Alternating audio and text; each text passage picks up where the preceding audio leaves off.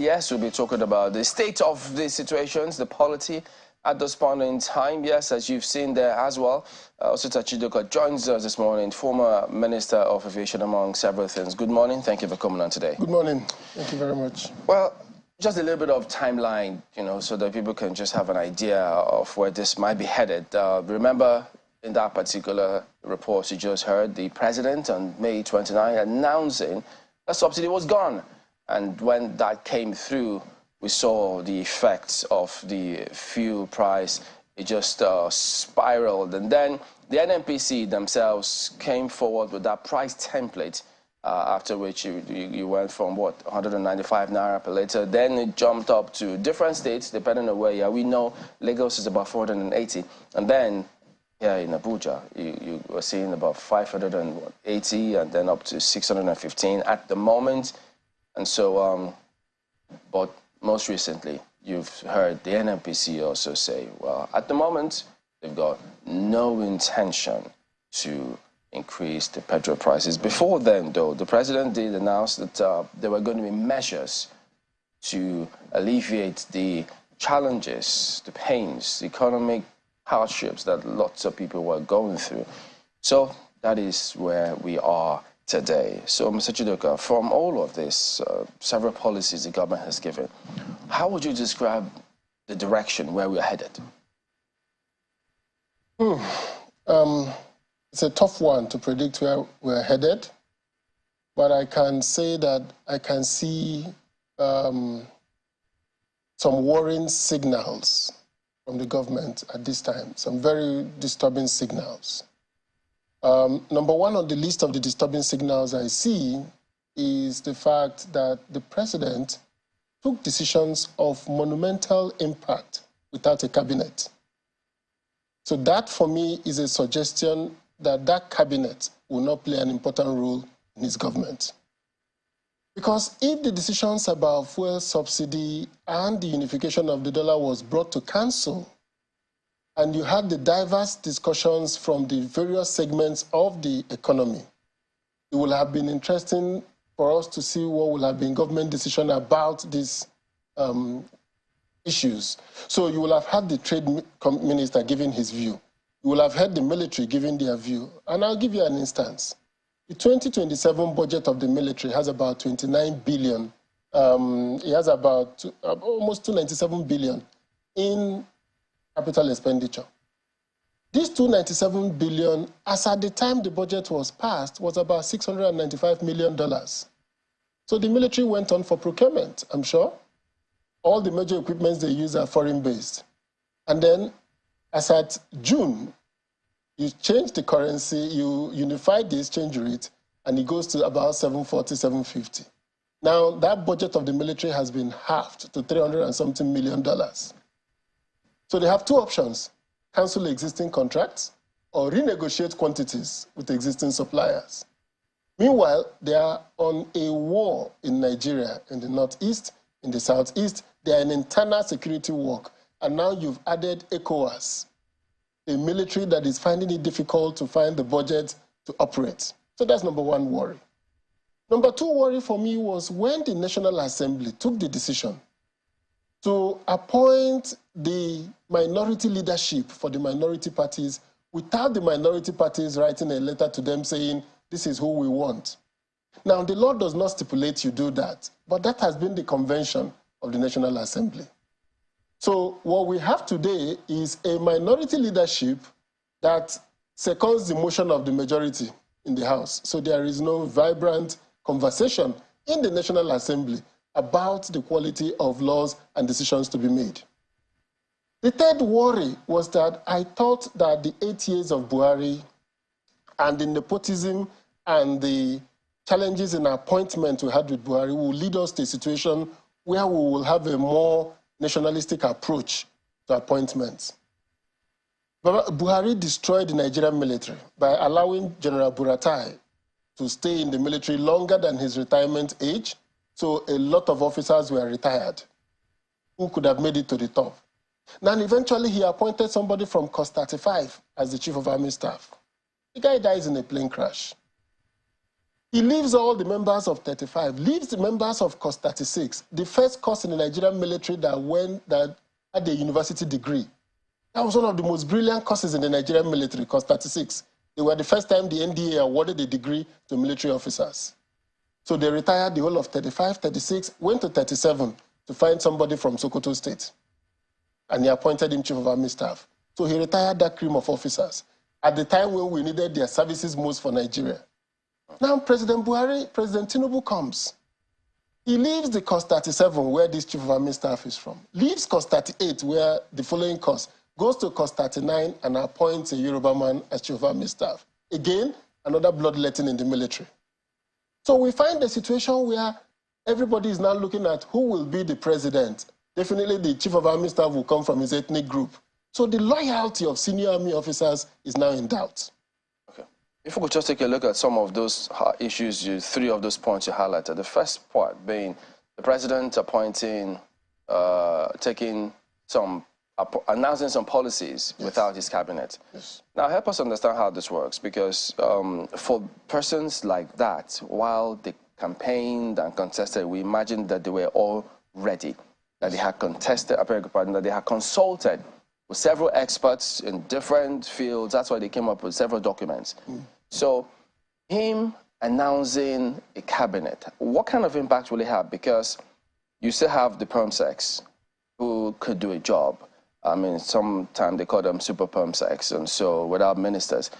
But if he had all of those people close to him, and he had consulted them behind the scenes, did he have to announce them for them to make their contributions to his policies? Yes, you see, so that's the point. The Federal Executive Council is a body conditioned, by law, by the Constitution of Nigeria. We should have a body called the Federal Executive Council. Its powers are so strong, many people don't remember, and including, they are the ones that can say that the president is unfit to be a president. And that will lead to his loss of office. It will lead to a medical inquiry. So the Federal Executive Council represents the 36 states. It represents diverse opinion. The president does not meet with the cabinet, with the permanent secretaries. He doesn't meet with them. But in the Federal Executive Council, maybe we will have known that part of our foreign reserves is a $7.5 billion debt from foreign banks. Maybe we will have known that the amount of money we spend on bringing in crude kept the Naira artificially low because we're using crude oil swap to get it. That by allowing individuals to import oil, we are now looking at $20 million per cargo, and you are seeing that each of them is in the market looking for dollars to import the fuel cargoes. So at the time the cargo is arriving, they are already taking a decision to increase the price to meet the replacement cost. So it may have been important for the president to listen to all the dynamics of all the agencies to understand that maybe, just maybe, we may continue to use the crude swap to buy the fuel to avoid a run on the dollar, knowing that we do not have the dollars as at this time. I didn't think they knew that. I didn't think they knew that the nature of our debt, that NMPC was owing $3 billion to fuel importers as at the time he took over.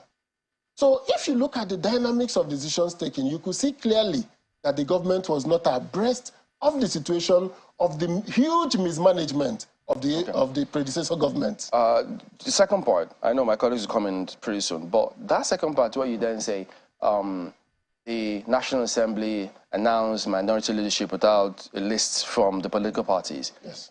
Even if the political parties had submitted the list, how was that going to affect anything? Because, I mean, the last time we've seen several persons announced, and no matter what they do, majority will always Majority should have his way, but the minority should have his say.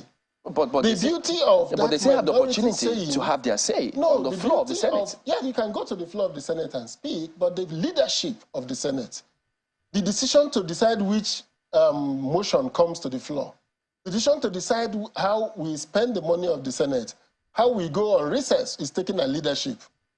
That is where the minority could have said, no, we won't allow you to go on recess. Maybe we will have heard the different versions of what the senators will be doing as they go on recess, or whether they should even sit to clear the ministers, because a member of the opposition that is truly opposition will be sitting in that leadership. So it is important that that decision be made every day. That call to decide which motion to be heard, which motion not to be heard at that day is taken at the leadership level. So we feel that this is dangerous for democracy. And this is also dangerous for the country because we are going to be seeing a situation where we are having a one-party state. Don't forget that the challenges we are having today in Nigeria is the lack of understanding by the APC that is 8 years in office did grievous damage to the country, and that you require a new national consensus to fight this. Now, whether we discuss, look at the reaction of Nigerians to the war in Niger. I'm sure if you look at the reaction on the fuel subsidy and co, if the people of Nigeria has confidence that this government has mass legitimacy, which brings me to a point, I think we need to amend our laws to make it that any presidential candidate who doesn't make 50+1 of the votes cast in an election should go for a runoff. Because a 33% election of a president at 33% of the vote gives the president a serious minority that makes it difficult for him to push big agendas. Now, let me make it clear. I support the idea of fuel subsidy removal. I support the idea of removing the exchange rate distortions we have. But these decisions have to be taken in cognizance of the facts available on the ground. How are we going to frame it such a way that it will not have negative externalities? And we're having serious negative externalities. Food prices are on the rooftop. What would you have suggested? So that's what I'm saying. The decision will have been, and I made the point that if you had had a cabinet, sadly, the cabinet I see today does not inspire confidence. I don't even know whether this cabinet will be able to advise him better than the ones he has taken. But all the same, the cabinet will have been at least been abreast of the issues in their ministry, of the commitments. The military will have at least told him of the $655 million we have, we've already committed ourselves to 600 or 500. So if you change the rates now, it's going to have immediate impact on us. So all this information were not available at the time he took decisions on May 29. There was no way he could have had it. Rate, or the rate is determined by economics. So whatever be the rate, the government had a rate that they had operated for 8 years. People in the country begged the government to remove this subsidy on the dollar. So, and now to remove it, you needed wide national consensus. Because first and foremost, Nigeria does not produce anything in it. We're not producing the goods we use. So we are getting imported inflation. As the fuel prices, oil prices rise, fuel prices will rise. As the dollar rates go up, the prices of cars will go on. Let me tell you, to buy a Toyota Hiace today for intercity transport, the price has gone from 30-something million to about almost close to 50 million for the high-end ones. Now, what does that mean? It's an immediate impact on the prices of transport. Meanwhile, this transporter who has the one he bought at 38 will need to make 50 million to buy a new one. And then he needs to factor in the most important cost in his business, fuel cost, which has tripled, doubled in the more than quadrupled now as we are going. So looking at all of this is a delicate balancing. But beyond all of that delicate balancing is the wider national consensus that you need to have. That consensus is lacking. And the two ways you can restore that consensus, is to go back to the issue that is bothering Nigerians, whether our elections are free and fair, whether this choice was the choice of Nigerians. He needs to let INEC share that to Nigerians, because that consensus, that national uniform attitude you want, comes from a belief that, okay, this is a clear process, this is the winner, and we are fine by it. Whatever decision the courts take will not bring about that national consensus. What will bring about it is to say Nigerians are asking a pertinent question. You told us the IRF will work. It didn't work. You told us all the forms will be uploaded. It has not been uploaded till date. INEC should behave like I said during the May-Summer crisis, like JAM. Come out and say, all the Form EC8As we collected from these elections are now online. You could go there and verify. This is our election results. If you feel any of them was tampered, please say so. Well, this is winning back the confidence of Nigerians that we have a legitimate government in office. Then he can make progress from there. Staying with the issue of consensus, somehow you just managed to tie the economy with politics. Excuse me. And yeah, some people say that's why you have socio-economic, you know, issues. But when you talk about consensus with regards to, you know, the removal of fuel subsidies, some people will say that largely we had a consensus on that. Because if we look at the campaigns, all three major candidates did say that fuel subsidy was going to go. Even you here say that fuel subsidy is going to go. So when you talk about this consensus, where precisely would you say that it needs to be built? Is it amongst Nigeria's elite, or is it amongst the people who are still at sea as to what exactly we're talking about? No, removal of fuel subsidy is not an event. It's not a single item. I'm talking about national consensus to say, pilot warns you, we're going to go into turbulence in this plane now. The plane has taken off. It will be turbulent for the next 10 minutes. Everybody braces themselves, gets ready for the turbulence. We trust the pilot. So when it is 8 minutes, it's still turbulent. Well, okay, it's still fine. It's 12 minutes, it's still turbulent. People begin to get unnerved. This is the 12th minute. By the 15th minute, you need to say something and say, sorry, we couldn't finish, you know, we still run into more turbulence. So I'm saying that that consensus is that the country needed to know the implication. And I don't think the government knew the implication. The removal of the subsidy will lead to a massive pursuit of the dollar by those who import fuel. I'm not surprised that you use you know you use synonyms or will I say metaphors related with aviation. You're a former Minister of Aviation. But I'm looking at the fact that we all knew that we're going to run into turbulence. That's what the point I'm trying to make. Everybody saw the headwinds and they knew that anybody who came, regardless of whoever took over office, Nigeria was heading into turbulence. It was already clear. So would you say that any president who had taken over on the 29th of May had the luxury of time to say, you know what, I'm going to take time to decide whether or not I really wanted to take away subsidy or when we're going to take away that subsidy, given that the budget, there was nothing, there was no provision, it was going to last till the end of June. And even that budget, we're already borrowing. We're neck deep in debt, as we still are.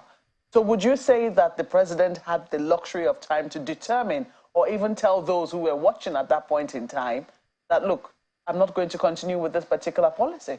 Yes, he had the luxury of time. The luxury of time he has is that he had to know which of the two policies, how would the policies go together? If we remove fuel subsidy, are we going to also unify the exchange rate? If we unify the exchange rate, are we also going to stop NNPC from using crude sales for swap to bring in the fuel?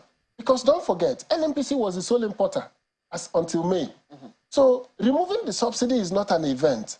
It is one of the decisions that IMF told us to take in his Article 4 consultation. He said remove the subsidy, unify the dollar. But it is on a precondition, it's on a presupposition that the government will have enough dollars to meet obligations. So there were two issues. If the government had not put in place a funding mechanism, either go back to the IMF and say, we're taking these decisions, but we need a $4 billion stopgap financing so that we can meet the immediate needs of our dollar needs. Or you look for elsewhere to borrow that money because, as you said, the government did not have the money to pay for these items. To borrow. So they needed to, yes, they needed to find do you think that financing. Nigerians can actually hear another That's item the problem. or another word that has to do with taking on more debt? You yes, think Nigerians will have heard the word because, you see, when you do this stopgap financing to find the dollars, everybody is lying to everybody. The government will continue borrowing. And if borrowing means telling the CBN to give you the Naira equivalent of dollar that doesn't exist, that's still borrowing. That's what's going on.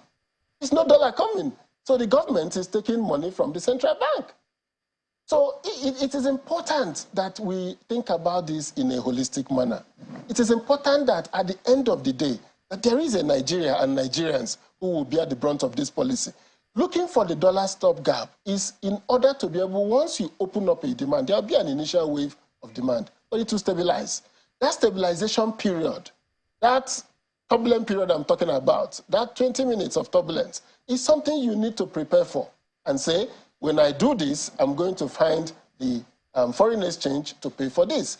And now, like I said, we just found out from NNPC's 7 years account that part of the money we call our foreign reserves are not ours. And that's because the CBN books were opened. Now, the CBN books were opened because the government now needed to rationalize its decisions. Which takes me to something I'm saying.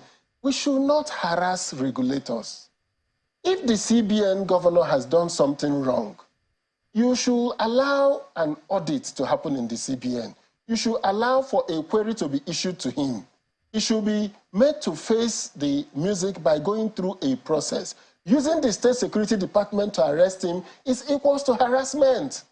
They should release him. Look, the EFCC chairman has been in detention for how long now? How do you want another EFCC chairman to take decisions against anybody who he sees has the potentials of getting power tomorrow? Let the EFCC board query him.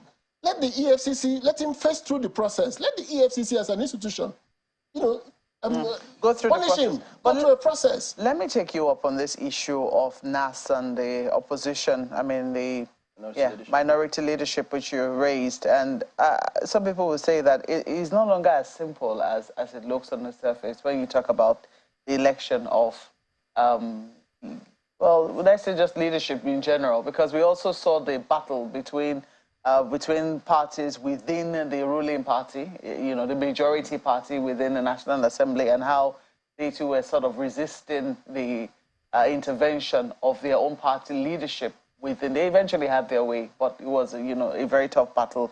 Given the fact that we now have, a number of opposition parties, would it have been as easy as you say when you say that the leadership of the political parties should have been allowed to write letters to the National Assembly to determine who their leaders will be?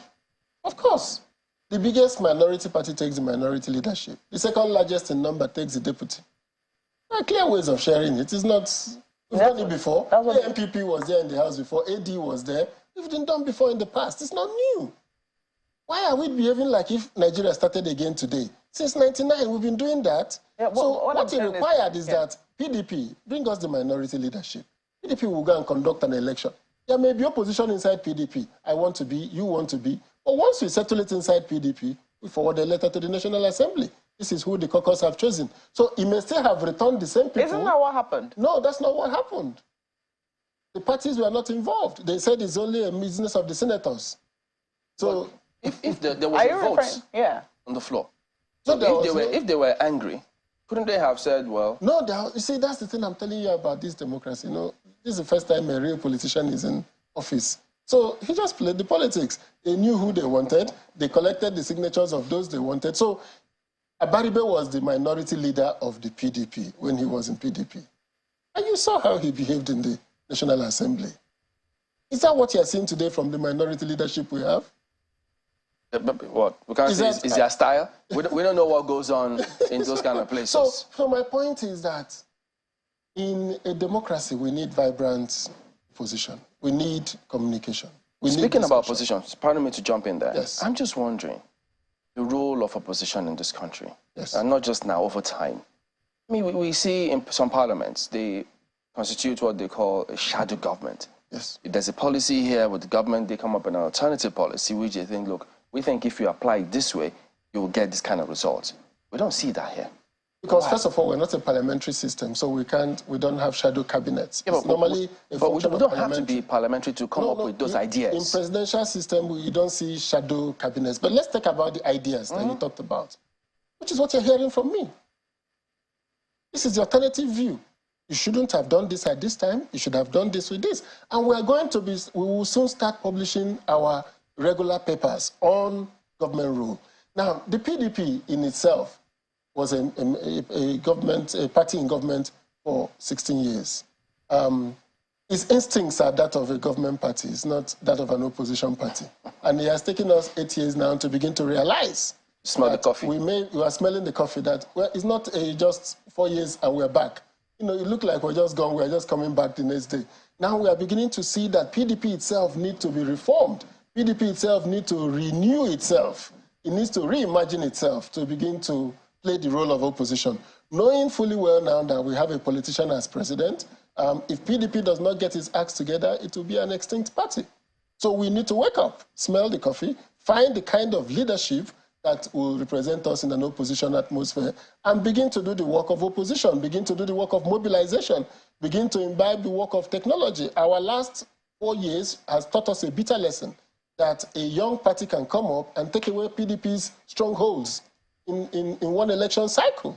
So there are so much for us to learn as a party, and I'm hoping that by the time the court cases are over and PDP is able to drop all the law cases affecting the chairman that was removed, then we can go back to PDP as an opposition party and how we will fare going forward.